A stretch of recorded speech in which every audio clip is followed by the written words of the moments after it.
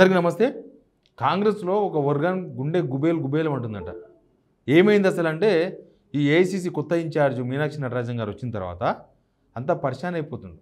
ఆమె ఏం చేసింది, కాంగ్రెస్ 3 భాగాలు చేసింది. ప్రతిపక్షంలో ఉన్నప్పుడు ఎవరున్నారు, కాంగ్రెస్ అధికారంలోకి వస్తుంది అని తెలిసిన తర్వాత ఇంకా మూమెంట్ ఉన్నది కదా ఎలక్షన్స్ ముందల 2023 ఎలక్షన్స్ ముందల అప్పుడు వచ్చిన వాళ్ళు ఎవరు, అధికారం వచ్చిన తర్వాత పార్టీలకు వచ్చింది ఎవరు, అందులో పదవులు కొట్టింది ఎవరు, ఎలక్షన్స్ ముందర వచ్చి పదవులు కొట్టింది ఎవరు, ఈ 10 ఏళ్ళకి కష్టపడి కార్యకర్తలు ఇప్పటికీ ఏ పదవులు లేకుండా ఇక మోసపోయి ఇప్పుడున్న వాళ్ళతో మోసపోయి ఉన్నారు. ఈ 3 పాయింట్లు తయారు చేసిందంట. ఆమె 3 పాయింట్లు తయారు చేసి ఆమె ఆ పాయింట్స్ ఆధారంగా 3 లిస్టులు తయారు చేసి ఆ 3 లిస్టుల ఆధారంగా చూసాం కదా ఎమ్మెల్సీ ఎలక్షన్స్ ఎట్లా చేసినాం, ఏం జరిగిందో చెప్తే నేను. మీనాక్షి నటరాజన్ గారు మొత్తం చాలా పెద్ద ఆపరేషన్ మొదలుపెట్టినారు. ఈ ఆపరేషన్ బట్టి చూస్తే చాలామంది పదవులు ఊసిపోతాయి, చాలామంది పదవులు వస్తాయి. ఈ వార్త చూసే కన్నా ముందు ఈ వీడియో కింద సబ్స్క్రైబ్ అనే బటన్ ఉంది రైట్ సైడ్లో, ఆ బటన్ నొక్కడం ద్వారా మీరు సిగ్నల్ టీవీ సబ్స్క్రైబ్ చేసుకున్నట్లయితే మీ మద్దతు సిగ్నల్ టీవీకి అవసరం ఉంది, మీరు సబ్స్క్రైబ్ చేసుకోవాలని కోరుతున్నాం. ఇక వార్తలకు పోతే ఈ మధ్యకాలంలో మొన్న ఎమ్మెల్సీ అభ్యర్థులను చూసినాం. అసలు రేవంత్ రెడ్డి ప్రమేయం లేదంట, కనీసం ఫోన్ చేసి కూడా చర్చ జరపలేదంట. ఫైనల్గా కనీసం ఫోన్లో కూడా సంప్రదించలేదంట అధిష్టానం వాళ్ళు, ఎవరో కేసీ వేణుగోపాలో లేకపోతే ఇంకెవరో అక్కడ డిసైడ్ చేసేవాళ్ళు. కనీసం రేవంత్ రెడ్డి ఇంపార్టెంట్ అనుకుంటున్నప్పుడు ఆయనకు ఫోన్ చేసి కనీసం మనం ఇగో ఎమ్మెల్సీ క్యాండిడేట్కి ఇస్తున్నాం, ఈయనకి ఇవ్వాలన్నా ఈయనకి ఇవ్వద్దా, లేకపోతే మీరు ఎవరైనా సూచిస్తారా, ఏం లేదంట. ఇదంతా తెలిసే రేవంత్ రెడ్డి వేమనరేంద్ర రెడ్డి కోసం వేరే వాళ్ళ ద్వారా రికమెండేషన్ చెప్పించాడు. పొంగులేటి శ్రీనివాసరెడ్డి ద్వారా రికమెండేషన్ చెప్పించినట్ట, బట్టి విక్రమార్క రికమెండ్ చేసినట్ట వేమనరేంద్ర రెడ్డికి. ఉత్తమ్ కుమార్ని పట్టుకోలే, ఉత్తమ్ కుమార్ని వదిలేసిండు. శ్రీబాబుతో కూడా చెప్పించింటాడు బహుశా. కానీ ఇక్కడ ఎవరు చెప్పినా ఎవరు అన్నా ఇప్పటిదాకా కాంగ్రెస్లో ఏం జరిగింది, ఏం అన్యాయం జరిగింది, ఒరిజినల్ కాంగ్రెస్ కార్యకర్తలకు ఏం అన్యాయం జరిగింది అనే విషయం పైన మాత్రం ఆమె ఫుల్ అవగాహనకు వచ్చిందట. దాన్ని దృష్టిలో పెట్టుకునే ఎమ్మెల్సీల విషయంలో రేవంత్ రెడ్డిని అస్సలు సంప్రదించలేదండి. పీసీ చీఫ్ తెలుసు మొత్తం, కాకపోతే పీసీ చీఫ్ లాయలిస్ట్ కాంగ్రెస్కి. మహేష్ కుమార్ గౌడ్ కాంగ్రెస్ లాయలిస్ట్, ఆయన అధిష్టానం చెప్పిన లైన్లో ఉంటాడు తప్ప ఇక్కడ అట్లా ఇట్లా ఉన్నాడు. అప్పుడప్పుడు కొంచెం లైన్ క్రాస్ అయినా మళ్ళీ లైన్లో ఉంటాడు ఆయన. అప్పుడప్పుడు సీఎం కదా, రేవంత్ రెడ్డి చెప్పింది కూడా వినాలనుకుంటాడు. ఎందుకంటే ఈ వేమనరేంద్ర రెడ్డి విషయంలో పీసీసీ చీఫ్తో కూడా చెప్పించండు, మహేష్ కుమార్ గౌడ్తో కూడా చెప్పించండు, కానీ కాలేదు. కాబట్టి మీనాక్షి నటరాజన్ చెప్పింది 100% హైకమాండ్లో అవుతుంది. హైకమాండ్ ఇక్కడ పెట్టిందే ఆమెను కాంగ్రెస్ సెట్ చేయనీకే అనేది బాగా వెలుగులోకి వచ్చింది. తర్వాత మనం ఈ లిస్ట్ ఒకటి చూడాలి. మన ముందు ఒక లిస్ట్ ఉంది, మొత్తం 37 మందికి పోస్టులు ఇచ్చారు. వీళ్ళు ఎప్పుడు ఇచ్చారంటే ఈ సంవత్సరంన్నరలా జనాలకి ఏమి ఇవ్వలే, జనాలకి ఏమి పథకాలు ఇవ్వలే, కానీ కొంతమందికి పోస్టులు వచ్చినాయి. దీనిలో సగానికి పైగా కాంగ్రెస్కు సంబంధం లేని వాళ్ళు, కనీసం గాంధీ భవన్ మెట్లెక్కని వాళ్ళు, కనీసం కాంగ్రెస్ సభ్యత్వం లేని వాళ్ళు. ఫస్ట్ నుంచి అదే జరుగుతుంది. ఎమ్మెల్యే టికెట్లు కూడా రేవంత్ రెడ్డి తన వర్గానికి, తనకు నమ్మకస్తులకు, తనను నమ్ముకున్న వాళ్ళకు, లేకపోతే 4 పైసలు ఇచ్చేతోళ్లకు వాళ్ళకే టికెట్లు ఇచ్చుకున్నాడు అనేది పెద్ద చర్చ ఉంది. మనకు తెలుసుగా, ఎప్పుడు పాలకుర్తి ఎమ్మెల్యేది అందరు ప్రస్తావిస్తూ ఉంటారు. పాలకుర్తి ఎమ్మెల్యే యాక్చువల్గా ఝాన్సీ రెడ్డికి టికెట్ ఇవ్వాలి. ఆమె ఎయిర్పోర్ట్లోనే, శంషాబాద్ ఎయిర్పోర్ట్లోనే బీఫామ్ ఇచ్చారు.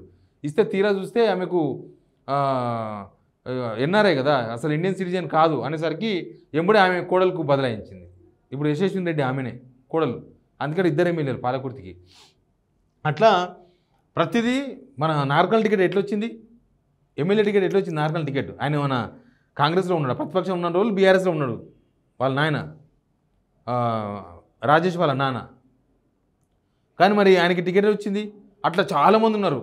సరే, పొంగులేటి వాళ్ళంటే కనీసం 4 పైసలు పెట్టుకునే వాళ్ళు, లేకపోతే ఓ జిల్లాను అటో ఇటో నడిపించే వాళ్ళు అనుకుందాం. పొంగులేటి శ్రీనివాసరెడ్డికి ఇచ్చినట్టే దానికి ఒక అర్థం ఉంది. కానీ మిగతా వాళ్ళకి చాలామందికి ఎట్లొచ్చింది, కుచకుల దామోదర్ కొడుకు రాజేష్, కుచకుల దామోదర్ రెడ్డి ఎమ్మెల్సీ, ఇప్పుడు కూడా బీఆర్ఎస్ ఎమ్మెల్సీ, ఆయనకి ఎట్లొచ్చింది టికెట్, అట్లే వచ్చింది, పైసలు ఉన్నాయి కాబట్టి టికెట్ వచ్చింది. అయితే ఇక్కడ ఏం చూడు, ఈ లిస్ట్ ఏంటంటే మొత్తం కార్పొరేషన్ చైర్మన్స్ 37 మంది కార్పొరేషన్ చైర్మన్స్ ఇస్తే దీనిలో సగానికి సగం అసలు ఏమాత్రం కాంగ్రెస్ పార్టీ కనీసం గాంధీ భవన్ మెట్లు కూడా ఎక్కని వాళ్ళు, కనీసం గాంధీ భవన్లో ఏ రూమ్ ఎక్కడుందో కూడా తెలియని వాళ్ళు చాలామంది ఉన్నారు దీనిలో. వీళ్ళంతా టీడీపీ నుంచి వచ్చిన వాళ్ళు చాలామంది ఉన్నారు. మళ్ళీ అది కూడా ఎప్పుడు వచ్చారు, టీడీపీ నుంచి ఎప్పుడో రేవంత్ రెడ్డికి వచ్చిన వాళ్ళు కూడా కాదు వీళ్ళు.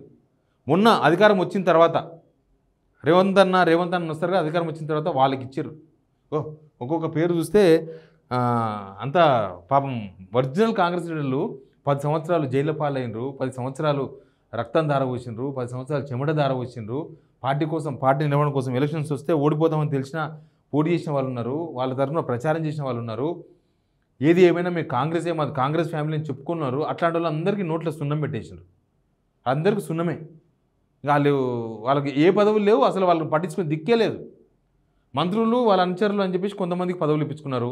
రేవంత్ రెడ్డి అయితే మొత్తం టీడీపీ బ్యాచ్ని తీసుకొచ్చి లైన్ నిలబెట్టేసిండు. ఇప్పుడు కనుక మీనాక్షి నరసింహ గారు లేకపోతే ఈ 4 ఎమ్మెల్సీలు ఉన్నాయి కదా, ఒకటి సిపిఐ కూడా ఇచ్చారు. నాకు తెలిసి సిపిఐ కూడా ఇవ్వకుండా రేవంత్ రెడ్డి మొత్తం వీళ్ళ బ్యాచ్కి ఇచ్చుకుంటున్నారు. ఉండరు, వీళ్ళ బ్యాచ్ వాళ్ళు చాలామంది కనిపించారు మనకు. ఒకసారి చూద్దాం అసలు వీళ్ళలో, ఎందుకంటే ఈ లిస్ట్ అంతా కూడా ఇప్పుడు ప్రస్తుతం మీనాక్షి నరసింహ గారి దగ్గర ఉన్నది. అసలు ఎవరెవరు అని తెలుసుకునే ప్రయత్నాలు ఉన్నారు. 1వ నెంబర్ పటేల్ రమేష్ రెడ్డి గారు. ఎవరైనా టీడీపీకి వచ్చిన ఆయన, కాకపోతే కొద్దిగా ముందు వచ్చిన ఆయన. అందరికీ వీళ్ళకన్నా రేవంత్ రెడ్డి వెనక ముందు వచ్చిన ఆయన కొంచెం. తర్వాత విజయబాబు గారు, వీళ్ళు మొత్తం బీఆర్ఎస్కి వెళ్ళి వచ్చిన వాళ్ళు అనుకుంటున్నారు, పొంగులేటి శ్రీనివాసరెడ్డి వెనక వచ్చిన వాళ్ళు. తర్వాత రాయల నాగేశ్వరరావు, ఎవరైనా వాళ్ళంతా అక్కడోళ్ళే, వాళ్ళంతా వేరే పార్టీకి సంబంధించిన వాళ్ళు. తర్వాత బండ్రు శోభారాణి, ఈమె పాత టీడీపీ, ఈమెకు బీసీ కొటాలు ఇచ్చారు. ఆలేరు కాన్స్టిట్యూన్సీ బీసీ యాదవ్, వాళ్ళ ఆయన బీసీ యాదవ్, ఈమె రెడ్డి. బండ్రు శోభారాణి నాకు తెలిసి కాంగ్రెస్ సభ్యత్వం కూడా ఉన్నది లేదు ఆమెకు పదవి ఇచ్చే వరకు. ఆమె కనీసం ఆలేరుల బీర్ల ఎలయ కోసం కూడా కష్టపడలే ఆమె. కాంగ్రెస్ పార్టీ ఆ 3 రంగుల జెండా ఒకటే ఉంటుంది తెలిసి, దానికి అర్థం కూడా తెలియదు ఆమెకు పదవి ఇచ్చారు. ఆమెకు Telangana state women's cooperative development corporation limited ఇచ్చిండ్రు. జస్ట్ బికాస్ ఆఫ్ టీడీపీ కాబట్టి ఇచ్చిండ్రు, వేరే మ్యాటర్ ఏం లేదు. అసలు చాలామంది కార్పొరేషన్ పదవుల కోసం ఎదురుస్తున్న వాళ్ళు ఉన్నారు, కాంగ్రెస్ ఒరిజినల్ కాంగ్రెస్ వాళ్ళందరినీ పక్కన పడేసిండ్రు. తర్వాత 14 మనాల మోహన్ రెడ్డి, డీసీసీ నిజామాబాద్ కూడా ఇచ్చిండు ఆయనకు, టీజీ కోఆపరేటివ్ యూనియన్. తర్వాత గురునాథ్ రెడ్డి, తెలుసు కదా గురునాథ్ రెడ్డి అంటే కొనగల్ కాన్స్టిట్యున్సీ, ఆయన మొన్నటిదాకా బీఆర్ఎస్నే ఉన్నాడు. అసలు రేవంత్ రెడ్డి బతికిందే గురునాథ్ని తిట్టి, కానీ రేవంత్ రెడ్డి ఇంకా ఇప్పుడు కాంప్రమైజ్ అయిపోయి గురునాథ్ రెడ్డిని తీసుకొచ్చుకొని ఆయన గెలుపు కోసం ఆయన తెచ్చుకున్నాడు. ఎలక్షన్స్ ముందర తెచ్చుకున్నాడు, జస్ట్ ఎలక్షన్ ముందర తెచ్చుకొని ఆయనకు పదవి ఇచ్చేసిండ్రు. ఇప్పుడు పదవి ఇచ్చేసిండ్రు గురునాథ్ రెడ్డికి కూడా. తర్వాత కోతాకు నాగు, Telangana state ST cooperative finance, ఆయన కూడా ఏం సంబంధం లేదు, పార్టీకి సంబంధం లేదు. తర్వాత ఎండి రియాజ్, ఈయన ఇన్స్టిట్యూట్ పెట్టుకొని పిల్లలకు చదువులు చెప్పేవాడు. ఈ last moment election moment, just ఎలక్షన్కి ఒక 1 మంత్ మూమెంట్లో కాంగ్రెస్ సపోర్టెడ్గా ఉన్నాడు. ఆ నిరుద్యోగులందరినీ తప్పుదో పట్టించింది కదా, తీసుకుపోయి బస్సు యాత్రలు చేయించిన వాళ్ళతో మీకు అది చేసి ఇచ్చేస్తామని. దానిలో రియాజ్ ప్రముఖుడు కాబట్టి నిరుద్యోగులను బాగా మోసం చేసిన ఉద్దేశంతోన ఆయనకు ఆ గ్రంథాలయ చైర్మన్ ఒకటి ఇచ్చినట్టు జనాలంతా మాట్లాడుకుంటున్నారు. తర్వాత కిందికి పోదాం. ఇంకా అలేఖ్య పంజాల పాపం ఈమె వచ్చి వీళ్ళ ఆయన డాక్టర్ వినయ్ కాంగ్రెస్కి వెళ్ళి బయటకు ఏదో పార్టీ పెట్టిండు. తర్వాత ఎలక్షన్ ముందరనే వచ్చిండు, ఎలక్షన్ ఓ మంత్ అటు ఇటు వచ్చేసిండు, ఆయనకు పదవి ఇచ్చేసిండ్రు. తర్వాత మన్నె సతీష్ కుమార్, దీని గురించి చాలా గ్రేట్గా చెప్పుకోవాలి. మన్నె సతీష్ కుమార్ ఏంటంటే కంప్లీట్గా Nara Lokesh social media incharge. తర్వాత ఆయనకు ఒక కార్పొరేషన్ కూడా ఇచ్చింది తెలంగాణ, దానిలో ఇచ్చారు Telangana state technology services development corporation అని ఇచ్చారు. ఆయన Nara Lokesh social media incharge. తర్వాత రేవంత్ రెడ్డి కూడా సోషల్ మీడియా ఇన్ఛార్జ్. అప్పటికి ఆయనే ఇన్ఛార్జ్, నారా లోకేష్కు రేవంత్ రెడ్డికి. ఆయనకు పదవి ఇచ్చారు just because of Revanth Reddy.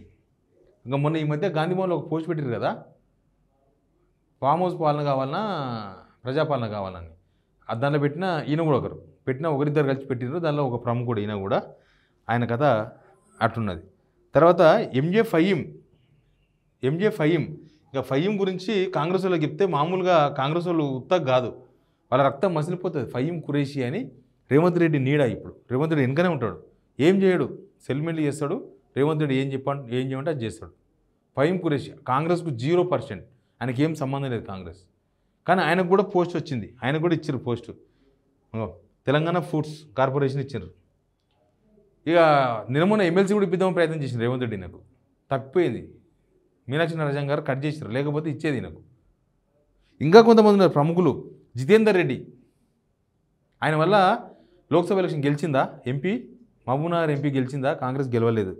Keshavarao ఉన్నన్ని రోజులు బీఆర్ఎస్లో పడి తిన్నాడు, సెక్రటరీ జనరల్ అనే పేరు పెట్టుకొని కేసీఆర్ తర్వాత నేనే అని కేసీఆర్ తర్వాత నిజంగా ఆయనకు అంత ప్రిఫరెన్స్ కూడా ఇచ్చిర్రు, అది కూడా వేస్ట్ కేసు.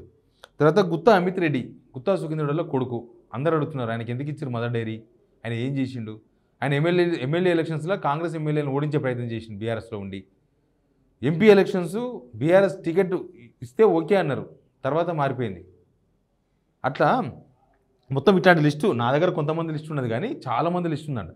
ఇప్పుడు పదవుల్లో ఉన్న వాళ్ళ చాలామందికి ఆ పదవులు ఎట్లొచ్చినాయంటే బికాజ్ ఆఫ్ రేవంత్ రెడ్డి. టీషర్ట్ చైర్మన్ ఉంటాడు, టీషర్ట్ CEO వేణుగోపాల్ రెడ్డి, ఆయన కూడా same because of Revanth Reddy. ఇట్లాంటి ఈ పదవులన్నిటి మీద ఆమె ఒడబోస్తుంది. ఏం చేయాలి వీళ్ళందరినీ, ఇంతమందిని కాంగ్రెస్ కార్యకర్తలు కాదని చెప్పేసి వీళ్ళకి ఇచ్చిర్రు. మధ్యలో దూరిన వాళ్ళకు, ఏమాత్రం సంబంధం లేని వాళ్ళకు, రేవంత్ రెడ్డి మనుషులు అన్న వాళ్ళకు పోస్టులు ఇప్పించుకున్నారు ముఖ్యమంత్రి కాబట్టి. ఇవన్నీ ఒడబోసే ప్రయత్నాల్లో ఉంది. ఈ ఒడబోత ఏదాకా వస్తుందో కానీ ఇది రేవంత్ వర్గానికి ఇప్పుడు అంతా ఈ పదవులు 2 సంవత్సరాలు ఉంటాయి, మినిమం 2 సంవత్సరాలు, కొన్ని 3 సంవత్సరాలు ఉన్నాయి. అప్పటిదాకా ఆగాల్సి వస్తుందా, లేకపోతే వీళ్ళందరినీ టర్మినేట్ చేసేసి కొంతమందిని టర్మినేట్ చేసి కాంగ్రెస్ కార్యకర్తలకు ఇస్తారా అనేది అయితే చూడాల్సి ఉంటుంది. కాంగ్రెస్ కార్యకర్తలు మాత్రం మీనాక్షి నటరాజన్ చర్య మీద వెరీ హ్యాపీ. ఇప్పటికైనా మాకు గుర్తింపు వస్తుంది, ఇప్పటికైనా మాకు పదవులు వస్తాయని వాళ్ళందరూ అనుకుంటున్నారు, ఒరిజినల్ కాంగ్రెస్ కార్యకర్తలు. చూద్దాం ఏం జరుగుతుందో. Please subscribe signal TV.